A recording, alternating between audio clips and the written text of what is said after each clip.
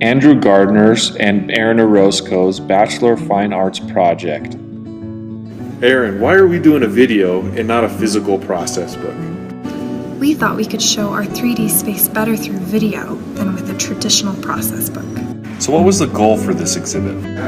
Our goal is to help people want to overcome ignorance, apathy, and anxiety so that they can discover and create. What's the first obstacle that the viewer encounters in the exhibit? Looking in, the pathway is partially obstructed by a panel, which is labeled ignorance. As we tried to define ignorance for us, we decided that it was only bad if we were not aware of it or if it wasn't managed. Right from the first week of the semester, we knew we wanted to incorporate interactive elements into our exhibit.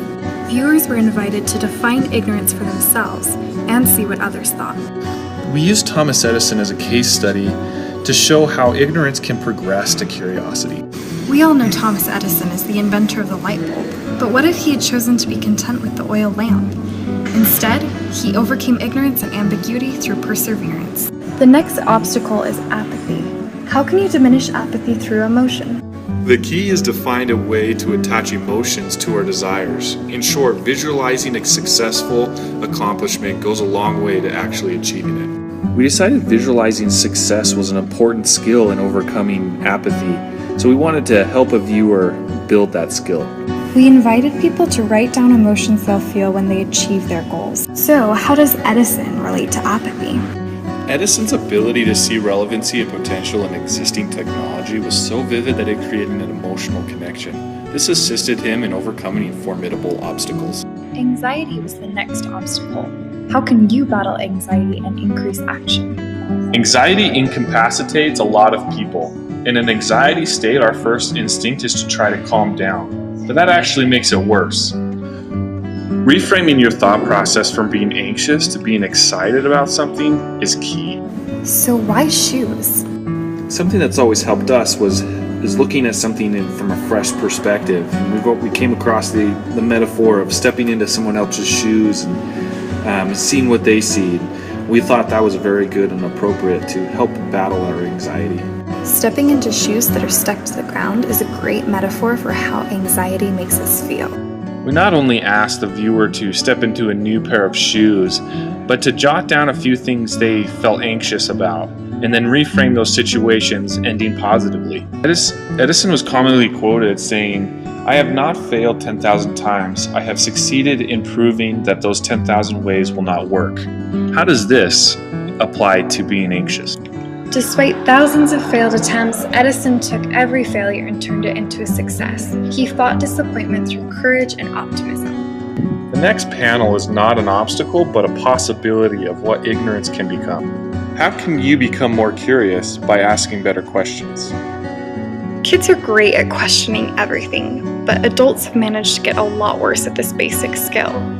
Questioning like a kid fuels innovation, exploration, and discovery.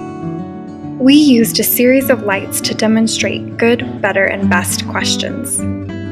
Close-ended questions are not as effective because they are easily answered and don't require a lot of explanation. A better type of question requires a more thought-out response. The best kinds of questions are those that lead to action. If anything can be said about Edison, it's that he was persistent in his curiosity. He continued to innovate even after a daunting number of failures. He remarked about his persistence.